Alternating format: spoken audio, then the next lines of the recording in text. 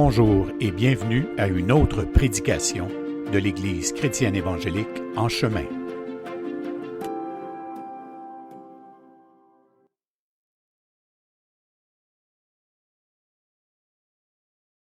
Donc, cet après-midi, encore une fois, on va parler de la loi et la grâce. Et comme Michel disait, effectivement, c'est un sujet qui est majeur dans l'Église à travers tous les temps, parce que dès qu'on mentionne les deux mots, loi et grâce, on a l'impression qu'on rentre dans des notions qui s'opposent.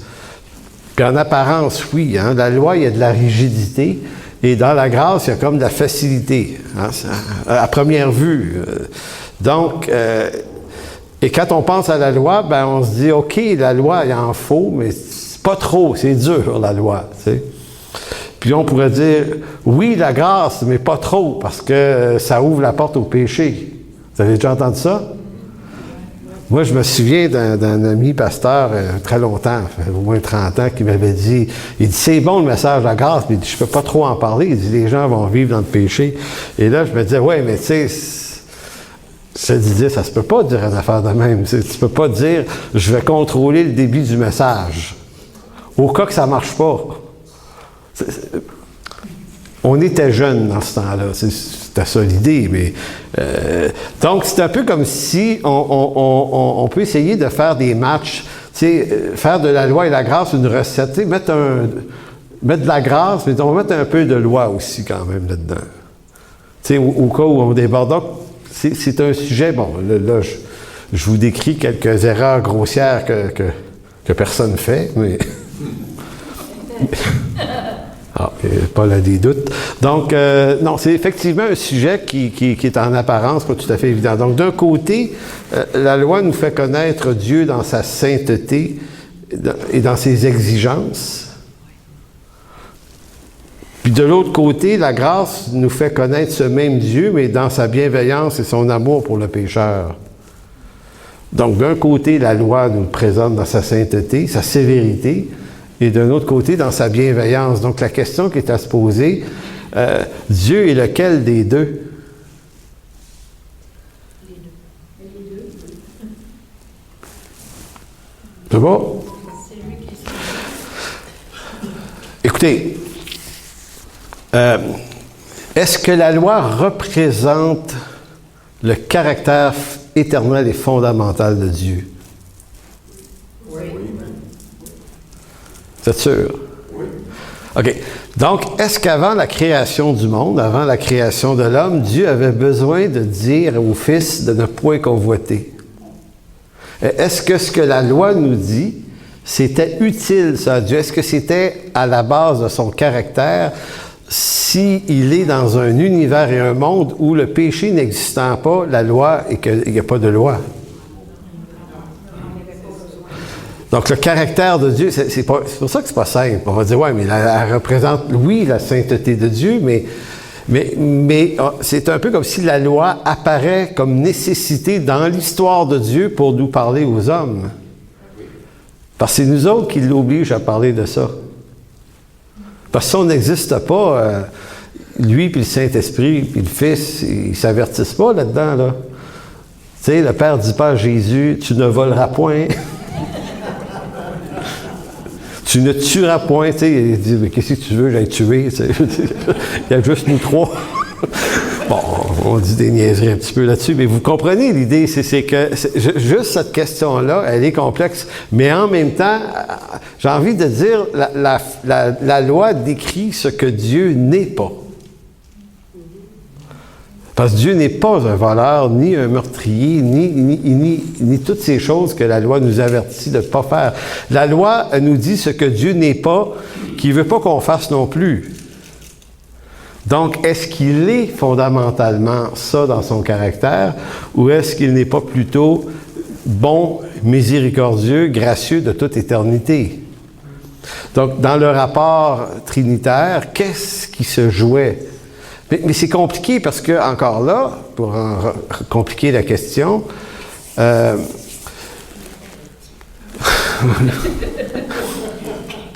pour ça que je dors pas la nuit des fois. Oui. Écoutez, c'est que nous, on comprend les choses dans un temps linéaire. Donc, moi, ce que je viens de faire, je viens de vous exposer le côté linéaire des choses. Donc, il y a eu Dieu avant, puis Dieu après, puis Dieu pendant. Donc, il y a le passé, le présent, le futur. Ça, c'est linéaire, le temps dans une ligne. Donc, nous, la façon dont on se raconte les choses, c'est qu'on a été créé à un moment de l'éternité de Dieu, mais Dieu existait de toute éternité avant. Sauf que si vous êtes dans le temps de Dieu, le passé n'existe pas. Donc, il nous a créés où? Dans un passé inexistant et un présent et un futur inexistant, puisque Dieu est tout le temps en même temps.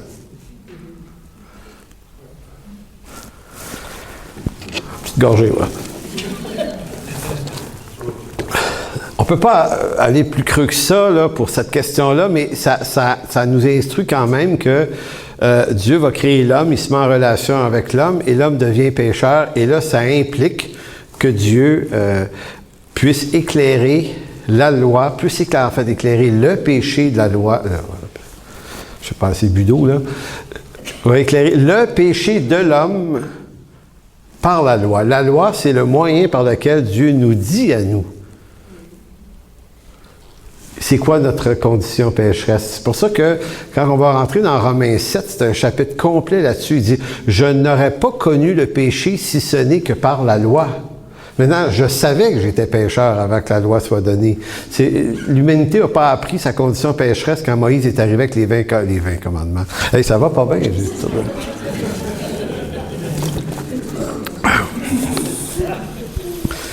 Je ne lèverai pas mes mains aujourd'hui pour indiquer des chiffres. Ça, c'est certain que je vais me tromper, puis ma femme va rire de moi, puis j'aurai à la maison, elle dit, tu sais, les 10 commandements.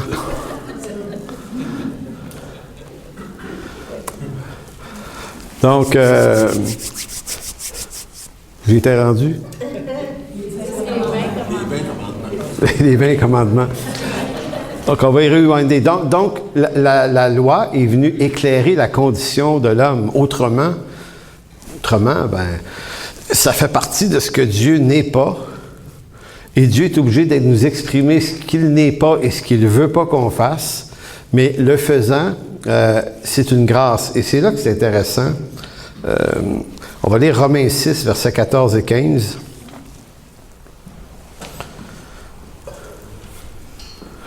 On pourrait dire en quelque sorte que Dieu est-il plus que ce que sa loi nous apprend de lui, parce que la loi nous apprend des choses sur Dieu, évidemment, ou est-il davantage ce que sa grâce nous présente de lui?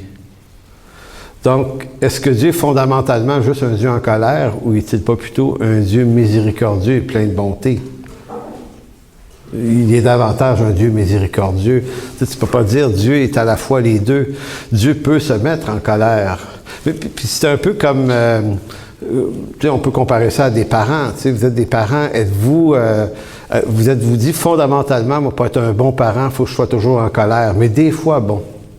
Non, vous vous mettez dans une posture d'être bienveillant envers vos enfants. C'est ce que naturellement on est. La colère, c'est quelque chose qui arrive, qui se présente dans une situation où on doit corriger une affaire, mais c'est pas fondamentalement la méthode.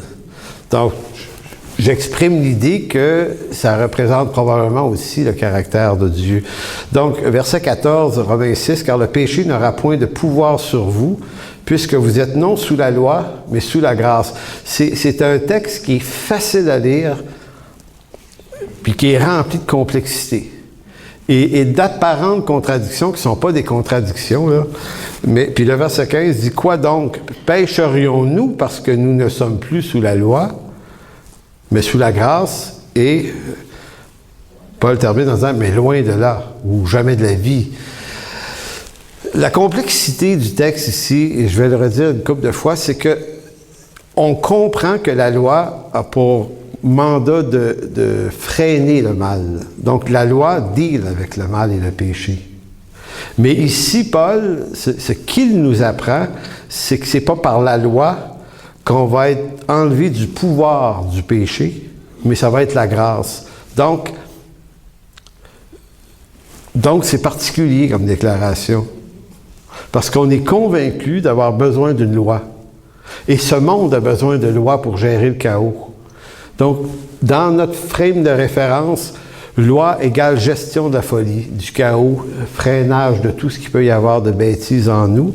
Et la grâce, ça sonne comme relâchement des principes de discipline, de nécessité. La grâce, ça semble être comme ça. Puis souvent, je me souviens, il y a 25-30 ans, c'était comme ça qu'on entendait beaucoup parler de la grâce, et ça explique pourquoi certains enseignants craignaient la doctrine de la grâce, parce que la façon dont ils l'entendaient mal. Donc ça voulait dire que grâce veut dire Dieu a abaissé les standards. Donc avant ça, c'était sévère dans l'Ancien Testament.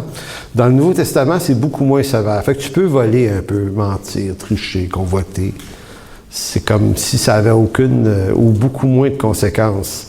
C'est vrai que ça a moins de conséquences au sens où les conséquences de nos fautes sont tombées sur Christ, il a pris notre punition. Mais en fonction de la mesure de la sainteté de Dieu, c'est pas une question de Nouveau ou d'Ancien Testament. Le péché, sous toutes ses formes, reste toujours une offense à Dieu. Et la grâce dit pas, c'est pas grave. Elle dit, c'est grave, mais quelqu'un a payé pour toi. Mais elle te dit pas, vu que quelqu'un a payé pour toi, ben, ça n'a plus d'importance que tu le fasses. Elle dit pas ça non plus. Car le péché n'aura point de pouvoir. Le mot pouvoir ici, c'est le même mot qu'on utilise pour définir la seigneurie de Christ. C'est-à-dire, c'est un mot qui vient du mot kurios, qui veut dire Seigneur. Dans beaucoup d'autres textes, lorsqu'il est question de pouvoir, de puissance, ça va être le mot exousia, quelquefois. Ça peut être le mot dynamis aussi. Énergéo, énergie. Donc, toute puissance, pouvoir, ça peut se traduire à travers différents mots grecs. Mais ici, c'est kurios. Et le fait que ce soit kurios, ça oriente la pensée de Paul. On comprend que ce qu'il est en train de dire, car le péché n'aura plus de seigneurie sur vous. C'est pas comme si Paul est en train de dire, vous ne pécherez plus. Il est en train de dire qu'en Jésus-Christ, c'est Christ le Seigneur qui est le nouveau Seigneur de nos vies et non plus ce qui est né d'Adam. Donc, c'est pour ça que la contradiction disparaît quand on comprend ça. Bon, sinon, on devrait comprendre, et là, je vais le relire dans une autre façon de le comprendre, car le péché n'aura point de pouvoir sur vous parce que vous êtes non sous la loi et sous la grâce.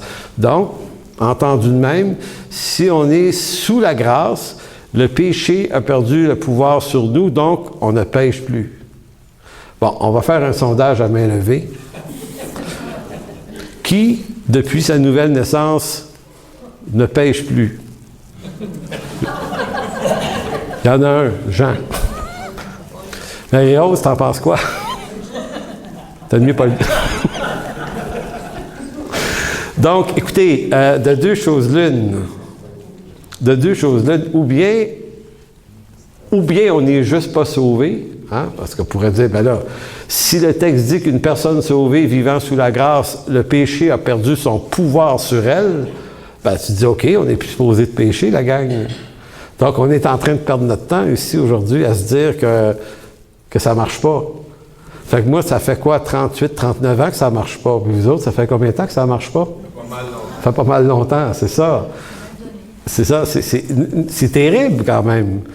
Alors, ou bien on n'est pas sauvé, ou bien on comprend mal ce que Paul essaye de nous dire. Et souvent, c'est qu'on comprend mal ce que Paul essaie de nous dire, parce que si vous prenez ce texte et vous le tirez de son contexte, et que vous ne lisez pas jusqu'à la fin du chapitre 7, parce qu'il fait une déclaration ici, puis ça il prend un chapitre et demi de l'expliquer. Fait que quand on décortique tout ce qu'il dit après, ben là, on dit OK, c'est pas la même chose. Donc, grâce et loi dans l'Écriture ne s'opposent pas. C'est pas comme si Dieu avait essayé par la loi un bout de temps avec les Juifs. Je vais leur mettre, donc, je vais imposer ça à un peuple pendant une période de temps. On va voir ce que ça donne. Tu sais, puis si la loi s'est fait ceci, et tu vivras. Là. Et là, au bout d'une couple de siècles, la Trinité se réunisse encore. Moi, j'aime ça, imaginer des meetings là, de la Trinité là, qui jasent ensemble. Qui se grattent la tête comme ça, en disant « Ouais, mais ça marche pas. Ils sont pires qu'avant. » sont plus rebelles qu'avant, parce que la loi excite le péché, la loi excite la rébellion, elle l'anime. J'aime toujours prendre l'exemple d'une affaire que j'ai vécue quand j'avais 8-9 ans. Je m'en souviens parce que c'est dans les années de la mode des pantalons et souliers patoff. Moi, j'ai des souvenirs énergiques. Je me souviens de ce jour-là parce que ma mère m'avait forcé à mettre des souliers patoff. Je suis certain que vous avez porté ça, des souliers patoff, les gars. Toi, Michael, tu sais pas ce que c'est, hein? On va t'en acheter pour Noël. Alors... Donc, ça, c'est à peu près 1970, là. Et puis moi, j'avais un oncle qui restait à Ottawa, mon oncle Jean Machin Gaudreau. Mon oncle Léo, il restait... Jamais vu mon oncle Léo de ma vie. Mon père dit, allez vous présenter, vous avez un oncle à Ottawa, là. Fait qu'on prend le train centre-ville de Montréal à Ottawa, en train, toute la famille, avec mes souliers patoff. Et j'haïssais ma vie cette journée-là parce que ma mère, quand tu disais je veux pas les mettre, elle disait tu vas les mettre pareil. Elle n'était pas négociable, ben. Mais les mères étaient de même dans ce temps-là. Étais-tu négociable, vos mères, vous autres? Non, hein, c'est ça. Si tu veux. Puis moi, je me souviens que je m'étais mis à saigner parce que le soulier patoff, il me coupait la peau en arrière. Arrivé à Ottawa, ils sont obligés d'aller m'acheter des souliers dans le magasin. Là, dit ma mère savait que c'était pas des bons souliers pour moi, ça. Bref. Mon oncle Léo vient nous chercher à la gare, on s'en va chez eux, et là, on rentre là.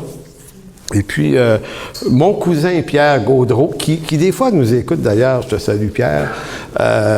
Pierre, dans ce temps-là, ben, il était un peu plus vieux que moi, puis il avait les cheveux longs, puis c'était un rocker. Fait qu'on arrive chez eux, nous autres, les trois gars, rencontrer notre cousin Pierre pour la première fois, puis on rentre là, il nous regarde.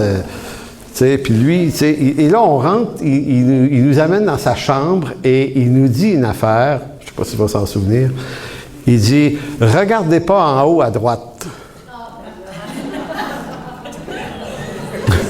Qu'est-ce que vous pensez qu'on a fait? Il y avait une toile d'araignée qui s'était faite toute seule, puis il était content. Tu sais, il y a des moments dans nos vies où... on apprécie les choses. D'ailleurs, les araignées, c'est très, très bon. Ça bouffe les... J'ai entendu que ça bouffait les pucerons et les cochonneries. C'est vrai, ça?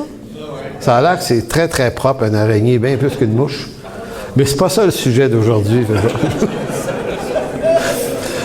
Mais tout ça pour vous dire que ça m'en revient toujours, cette histoire-là, parce que quand on te dit de ne pas faire quelque chose... C'est ça. C'est pour ça que, des fois, quand je fais un petit peu de cure d'âme avec des parents qui ont des jeunes rebelles, tu sais, c'est ça, des enfants rebelles, puis qui me disent, on essaye d'y parler, puis là, je dis, ben, arrête. Arrête. Plus tu lui dis de ne pas être de même, plus il veut être de même. Tu sais, c'est une dynamique qui est bien connue. Fait que, encourage-les. Tu dis le contraire, il va se mettre... Bon, ça, c'est une autre histoire. Donc, la loi ne s'oppose pas à la grâce. C'est juste pour une image qui n'a aucun rapport pour vous dire que le Nouveau Testament, il ne s'oppose pas. En fait, il se complète. Et là, vous tournez dans Jean 1,17. Il y a un texte de Jean sur la loi et la grâce qui est magnifique, que j'ai compris dans un cours à la faculté il y a 4-5 ans à peu près. J'ai eu à faire un travail sur le prof nous a dit d'aller étudier Jean 1, il fallait faire une exégèse. Et puis, et là, ça m'a sauté d'en face. Jean 1, 16 et 17 qui dit « Car nous avons reçu de sa plénitude et grâce pour grâce. Car la loi a été donnée par Moïse et la grâce et la vérité sont venues par Jésus-Christ. » Peut-être, moi, ce que je comprenais, nous avons reçu grâce pour grâce, c'est-à-dire grâce, beaucoup de grâce. Et là, tu dis comme il faut le texte, puis c'est pas tout à fait ce que Jean essaye de dire. La version Sommeur traduit peut-être mieux l'idée ou l'intention de Jean qui dit « Nous avons tous été comblés de ses richesses, il a déversé sur nous une grâce après l'autre. » Grâce sur grâce, une grâce après une autre. Donc, il y a eu 2 grâces, lesquelles, verset 17, en effet, si la loi nous a été donnée par Moïse, la première grâce, la grâce et la vérité sont venues par Jésus-Christ. Donc, c'est comme si Jean disait que la loi est également un moyen de grâce qui nous conduit à la grâce en Jésus-Christ. Mais pourquoi?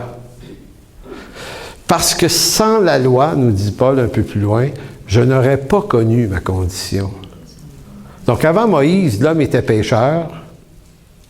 Qu'est-ce que la loi de Moïse est venue éclairer?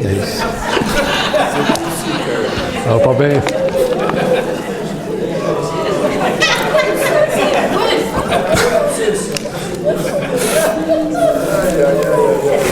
On va s'en sortir. Donc, qu'est-ce que la loi est venue éclairer exactement? Bien, elle est venue préciser.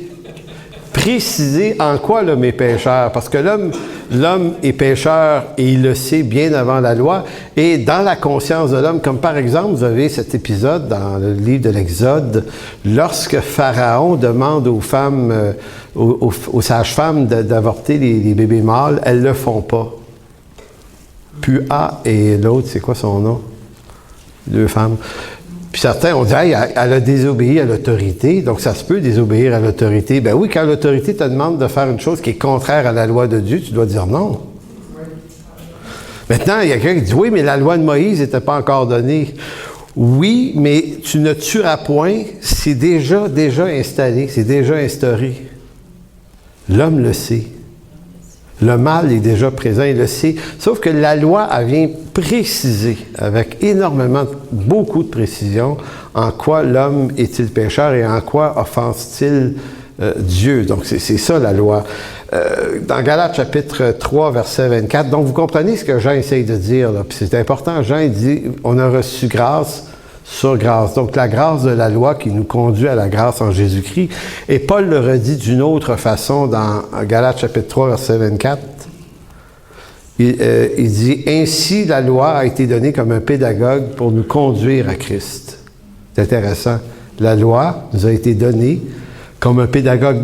Donc, quand Paul dit que nous ne sommes plus sous la loi, il n'est pas, lui, en train de dire « c'était mauvais, Dieu a une meilleure idée. » Dans le Nouveau Testament, il s'est rendu compte que ça ne marchait pas, la loi dans l'Ancien Testament. Il s'est dit « on n'a pas le choix. Ils sont trop imbéciles. On va leur faire grâce. Il y a rien d'autre à faire avec eux autres. » Mais non. La grâce, c'est le plan de Dieu, mais pour faire intervenir la grâce efficacement, il fallait absolument qu'il y ait un décret légal. Et écoutez, c'est un peu comme si la police vous arrête. Elle ne peut pas vous arrêter pour rien.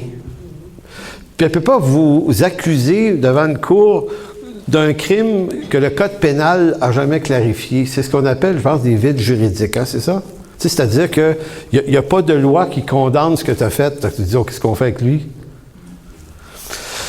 Donc, Dieu est très légal dans sa démarche. S'il veut pouvoir déclarer que l'homme est pécheur et condamnable à mort, il faut qu'il y ait un code qui décrit de quoi il est condamnable au juste. Donc, la loi, c'est ce qu'elle vient faire comme travail. Maintenant qu'elle a fait ce travail-là, on est ou soit condamné ou soit pardonné, gracié. Donc, la grâce de Dieu nous sauve de la condamnation de la loi. Donc, c'est pour ça qu'on a reçu grâce sur une autre grâce, ou suivi d'une autre grâce. Donc, ici, Paul nous dit, elle a donc été la loi comme un pédagogue pour nous conduire à Christ, afin que nous fussions, c'est quel temps de verbe, ça? Que fusion. Que nous fussions justifiés par la foi. C'est quoi, y a-t-il quelqu'un qui a une sommaire? Pas loin, non? Ça dit quoi?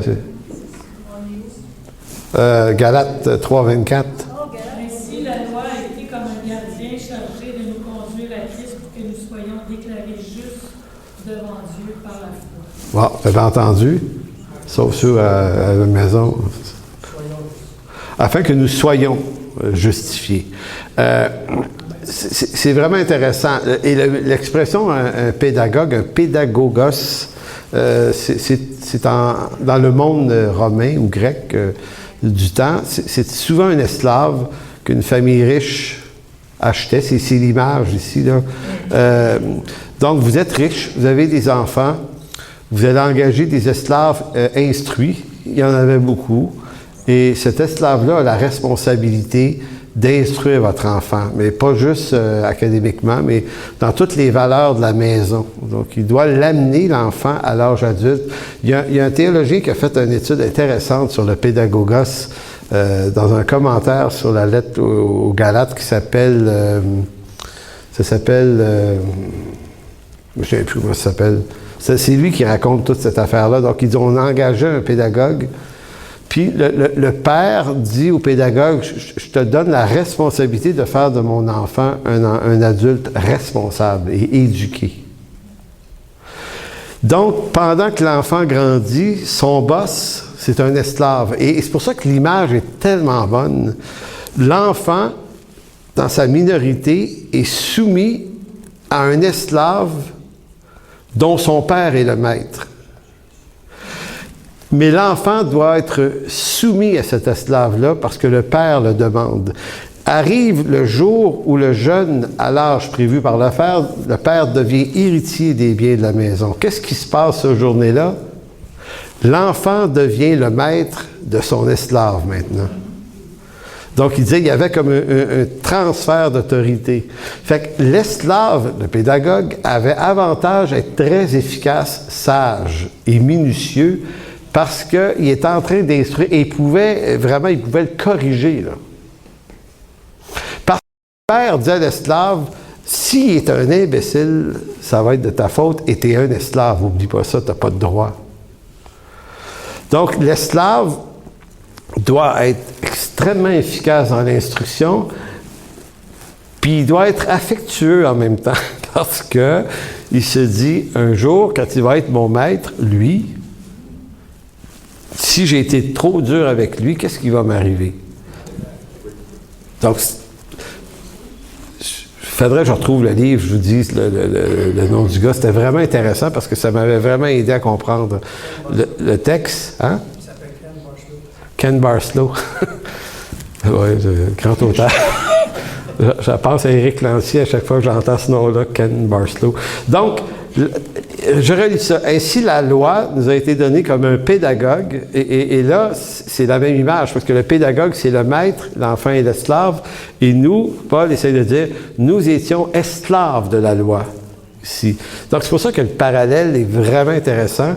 Mais le but du pédagogue, c'est pas de nous maintenir sur son esclavage, c'est de nous livrer éventuellement à Jésus-Christ. Donc, le pédagogue nous amène à la grâce en Jésus-Christ pour que nous fussions justifiés par la foi. La foi étant venue, qu'est-ce qui se passe avec ce pédagogue? Paul dit, nous ne sommes plus sous ce pédagogue. Maintenant, ça ne dit pas que le pédagogue ou tout ce qu'il a fait était inutile, ça nous dit qu'il a été extrêmement important et très utile dans le développement. C'est juste que maintenant, on passe à une autre économie. Donc, c'est de la loi que vient la connaissance du péché, c'est de la grâce que vient la solution du péché. Donc, la solution est inutile s'il n'y a pas eu une connaissance de la condition préalablement. Dire que nous ne sommes plus sous la loi ne signifie pas que la loi n'est pas bonne. Donc, on ne doit pas sombrer dans l'antinomie, ce qui est un piège chez certains chrétiens. L'antinomie, c'est dire on n'est plus sous la loi, il n'y a pas de loi. Il n'y a plus de loi. C'est faux. C'est pas de l'antinomie. Et que ces exigences, les exigences de la loi sont caduques, c'est plutôt de dire que la loi, dans son rapport à la justification du pécheur, n'est plus un empêchement ou n'est pas un empêchement au salut, mais un moyen qui nous conduit au salut, mais le moyen du salut, c'est Christ, et non pas la loi. Donc, vous voyez, c'est comme s'il y a une sagesse de Dieu dans la continuité des choses. C'est pour ça que dans la théologie, ils vont dire la continuité entre Ancien et Nouveau Testament, elle est importante à comprendre parce que beaucoup de croyants écoutez, moi j'ai cru ça quand j'étais très jeune dans la foi, je me disais, ben là, c'est plus l'Ancien Testament, ça, on est dans le Nouveau, là. Je sais de quelqu'un qui m'avait dit, pourquoi tu lis l'Ancien Testament? D'autres, c'est Jésus, mais tu sais, si tu comprends pas l'Ancien Testament, ben tu saisis pas les richesses du Nouveau non plus. Donc, ne plus être sous la loi n'est pas être sans loi. C'est plutôt d'être par attachement à Christ, désireux d'en honorer les principes. Donc, la loi nous est plus utile sous la forme du code qui condamne, puisque notre condamnation est tombée sur Christ. Donc, en d'autres mots, le bras légal de la chose a déjà agi en notre défaveur en nous clouant à la croix avec Christ, mais ressuscité avec lui, on est délivré de la colère, mais donc délivré de la loi. Mais de la loi au sens du salut, de la justification. Mais est-ce que la loi reste bonne? Est-ce que c'est une bonne idée dans la grâce de dire, on peut voler d'abord, on peut mentir, on peut tricher, on peut convoiter, pas plus. Ça reste que ce sont des choses qui offensent Dieu quand même, de toute façon. Donc, le problème, comme je disais, c'est notre compréhension. Nous, on est habitués de penser que la loi, c'est le seul moyen de freiner le mal. Tu sais, c'est comme si on disait, Paul semble dire que la grâce, lui ici, est beaucoup plus efficace que la loi pour détruire le pouvoir du péché en nous. Donc, c'est ça le grand dilemme du texte. Parce que là, c'est comme s'il disait, c'est pas la loi qui va vous en sortir, c'est la grâce. Maintenant, s'il parlait des péchés au pluriel, ça serait bizarre. Parce qu'on se l'est dit tout à l'heure, on est croyant depuis 10, 15, 20, 30, peut-être 40 ans, et on sait très bien que le péché est encore dans nos vies. N'est-ce pas l'œuvre de la loi de freiner le mal, normalement? La réponse à ça, c'est oui et non. La loi ne règle pas le problème du mal. Au mieux, elle précise. Donc, comment l'apôtre Paul peut-il affirmer que le pouvoir du péché serait brisé par la loi au nom qu'on ne serait plus sous la loi? Je ne sais pas si j'arrive à bien dire. Comment le pouvoir du péché peut être brisé si on n'est plus sous la loi qui est supposée de le freiner? L'argument ici dont il faut discerner l'importance est que dans la pensée de Paul, il faut la loi pour freiner le mal, et c'est vrai. Mais en réalité, ce que Paul est en train d'essayer de nous dire ici, c'est pas que la grâce va vous faire pécher moins que la loi. C'est pas que... Comment j'appelle ça? L'apôtre Paul ne cherche pas ici un frein. Il n'est pas en train de nous parler d'un frein pour diminuer l'action du péché, mais il parle d'une solution pour anéantir l'action du péché. J'essaie de distinguer entre les deux. L'action du péché, diminuer l'action du péché ou anéantir l'action du péché. C'est quoi la différence entre ces deux choses-là? Quand on parle de diminuer l'action, c'est de pécher moins.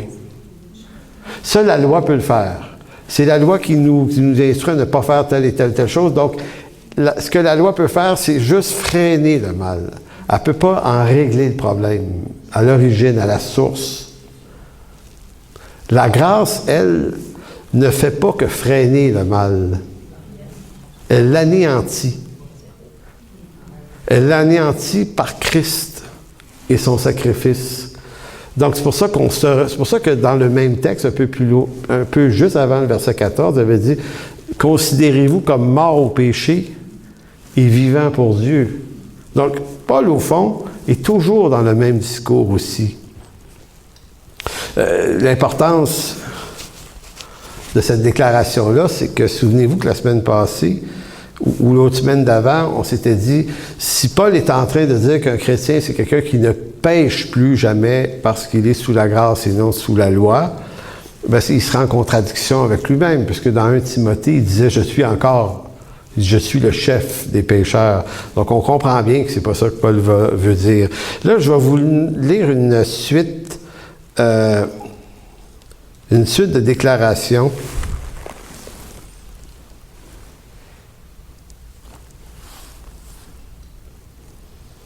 Une suite de déclarations qui me viennent de Montgomery Boyce, un commentateur de la lettre aux Romains, et qui fait cogiter quelque chose de vraiment intéressant sur le texte. Et lui, dans son ouvrage, voulait démonter le raisonnement de certains chrétiens légalistes qui utilisent Romains 6 pour dire aux gens qu'ils ne devraient plus pécher parce qu'ils sont sous la grâce. Donc, il dit, ils ne comprennent pas ce que Paul est en train de vraiment dire. Donc, il dit, si on lit, on relirait le texte, là, et puis, laissez-moi le relire, chapitre 6, verset 12. Parce que juste avant de dire qu'on est sous la loi, sous la grâce et non sous la loi, il avait dit que le péché ne règne donc point dans vos corps mortels. N'obéissez pas à ses convoitises et ne livrez pas vos membres au péché comme des instruments d'iniquité, mais donnez-vous vous-même à Dieu comme étant vivants de mort que vous étiez et offrez à Dieu vos membres comme des instruments de justice. Et c'est là qu'il fait la déclaration, « Car le péché n'aura point de pouvoir sur vous, puisque vous êtes non sous la loi, mais sous la grâce. » Donc ça, c'est le texte et son contexte. Donc vous voyez qu'il nous dit, Paul, quand même, de ne pas se livrer au péché. Donc de façon pratique, Paul ne dit pas que la loi peut le faire, il dit la grâce fait ça aussi. Maintenant, M. Boyce qui va dire, si on lit comme il faut le texte prouve que nulle part dans ce texte, Paul ne met le salut en cause dans le combat contre le péché. Parce que si vous lisez le texte, c'est pas du salut dont il est question, mais de comment Dieu a réglé le problème du péché. Deuxième point, il dit, puisqu'il nous faut offrir nos corps comme des instruments de justice, c'est donc que Paul prend pour acquis que nous sommes portés à offrir nos corps comme des instruments d'iniquité. En d'autres mots, tout l'argument de Paul, il essaie de montrer que justement on pêche encore. Contrairement à ce que certains vont dire, le texte veut te dire de ne plus pécher. Paul dit non. Puisque je vous dis de ne pas livrer vos membres comme des instruments d'iniquité, c'est donc que c'est toujours présent. Je ne sais pas si vous le voyez bien. La logique de cet énoncé repose sur le fait que le nouvel homme créé en Jésus-Christ est mort au péché. Le nouvel homme créé en Christ est mort au péché, alors que le vieil homme adamique est mort à cause du péché. Et je l'aime, celle-là. C'est vraiment une distinction riche. Le nouvel homme en Jésus-Christ, le nouveau moi en Jésus-Christ, est mort au péché. Il ne peut pas pécher. Ce qui est né de Dieu ne pêche point. Ce n'est pas ceux qui sont nés de nouveau ne pêchent point, mais ce qui est né de Dieu ne pêche point. Donc, ce qui est né de Christ, notre nouvelle vie ne pêche point, mais le vieil homme adamique, lui, est mort à cause du péché. Paul va dire dans Galates 2:20, « J'ai été crucifié avec Christ, et si je vis, ce n'est plus moi qui vis, c'est Christ qui vit en moi. Si je vis maintenant dans la chair, je vis dans la foi au Fils de Dieu qui m'a aimé, qui s'est livré lui-même pour moi. » Donc, dans l'énoncé ici, « J'ai été crucifié avec Christ. » Et ça continue comme ça. Il y a plein d'énoncés, ils sont nombreux. Je vais vous demander de tourner dans Romains chapitre 12, on va terminer là-dessus. J'ai sauté des bouts. Pas grave. Maintenant, l'apôtre Paul est tout de même en train de dire de ne point livrer nos membres comme des instruments d'injustice. Donc, il y a un appel à l'autodiscipline. Et ça reste un gros combat pour nous tous. On pourrait vous dire à la fin de cette célébration, ben, tous ceux qui ont des problèmes de péché, avancez-vous, on va prier pour vous. Tout le monde va avancer. Là. Sauf Jean. Fait que tu viendras prier pour les pécheurs, Jean, c'est ça que tu fais. Vous savez, on a tendance à faire des raccourcis que l'Écriture ne fait pas. L'Écriture ne dit pas de prier pour ne plus pécher. Avez-vous remarqué ça? Pas de texte là-dessus. En d'autres mots, il y a bien des affaires pour lesquelles on prie, que c'est pas la prière la solution, c'est autre chose. Mais il y en a d'autres solutions. Comme par exemple, il y a très longtemps, il y avait un frère qui m'avait appelé pour me dire, là, je prie pour lui parce qu'il avait mal aux dents. Moi, j'ai dit, tu devrais appeler le dentiste. Non, mais c'est ça, là. Comprenez-vous? il y a des problèmes dont la solution est à l'autre bord de la rue. Tu sais. Va à l'autre bord de la rue, puis la solution est là. Je ne suis pas contre la prière, mais la prière, c'est pas apprendre à Dieu que j'ai mal aux dents. Il y a des moyens de grâce qui sont présents là autour de nous. Donc, le combat contre le péché se règle pas par la prière, mais Romains 12 nous dit une chose ici. Je vous exhorte, frères, par les compassions de Dieu, à offrir vos corps comme un sacrifice vivant, saint, agréable à Dieu, ce qui serait de votre part un culte raisonnable. Ne vous conformez pas au siècle présent, mais soyez transformés par le renouvellement de l'intelligence, afin que vous discerniez quelle est la volonté de Dieu, ce qui est bon, agréable et parfait.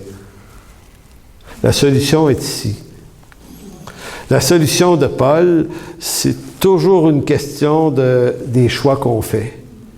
Qui influence qui? Qu'est-ce qui m'influence ou sur quoi j'ai de l'influence? Tu sais, une autre question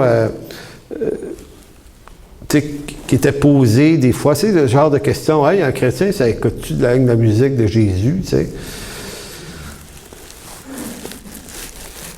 Non.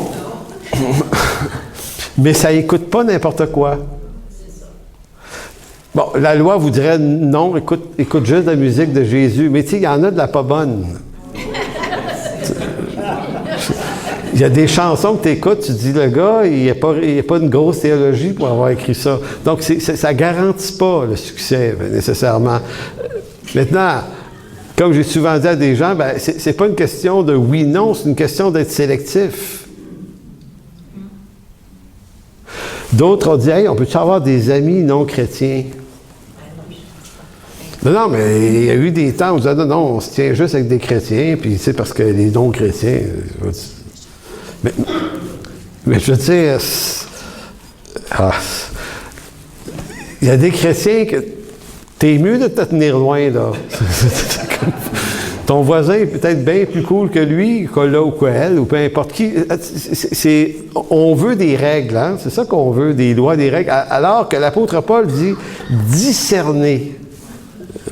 Afin que vous discerniez la volonté de Dieu. C'est quelque chose qui n'est pas écrit, c'est pas un code, mais comment tu fais pour discerner? Ben, c'est le renouvellement de l'intelligence.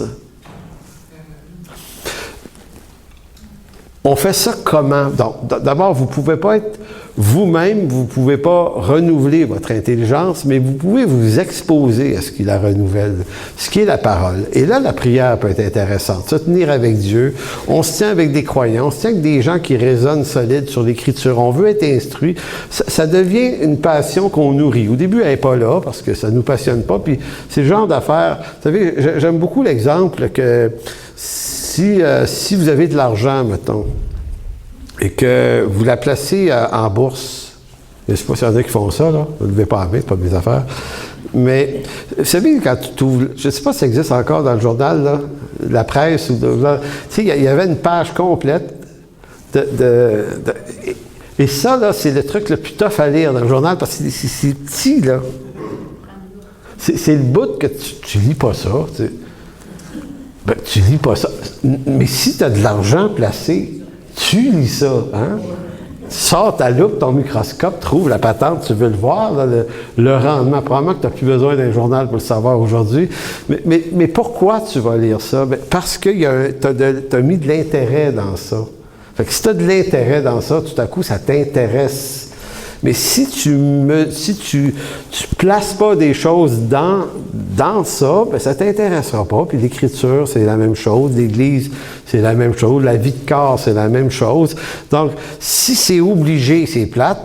Mais si tu as de l'intérêt dans ça, c'est un peu plus la passion qui te donne envie de vivre ça, puis d'être là, puis de la comprendre, la parole, puis de développer, entendre des enseignements, s'exposer, qui fait que ton intelligence, c'est la promesse qui est faite, si ton intelligence est renouvelée, ben ça va activer le muscle du discernement. Puis le discernement va te communiquer, va te faire voir assez clairement quelle est la volonté de Dieu, bon, agréable et parfait. Fait que là, c'est pas de savoir j'ai-tu le droit, j'ai-tu pas le droit. Est-ce que c'est utile ou est-ce que c'est pas utile? Tu sais, dans les relations, la question, c'est qui influence qui? Puis, il y a des personnes avec qui j'ai coupé relation parce que je veux pas leur influence, c'est tout. C'est même pas une question qu'ils soient croyants ou pas. Moi, j'ai des amis non-croyants qui sont une excellente influence pour ma vie. Vraiment. C'est correct. Donc, c'est pas interdit, défendu, c'est discernement.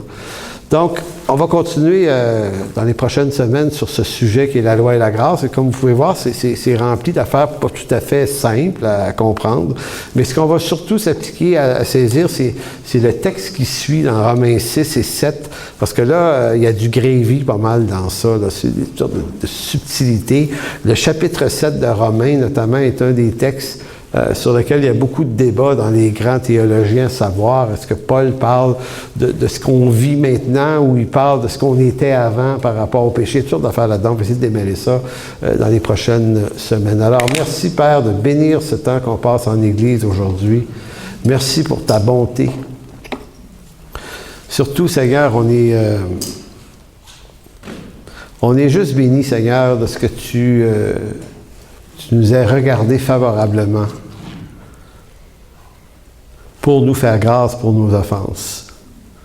Seigneur, c'est une grande bénédiction. On ne réalise pas aujourd'hui, là,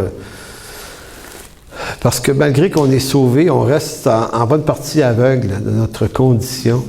On est aveuglé aussi de la réelle bénédiction dont tu nous as fait part par ton salut. On ne réalise pas, Seigneur, de tout ce que tu nous as délivré. Alors, merci. Merci d'avance, Seigneur, dans ton précieux nom, Jésus. Amen. Donc, on va faire 2 chansons encore, si vous voulez bien, mais juste avant, j'inviterai...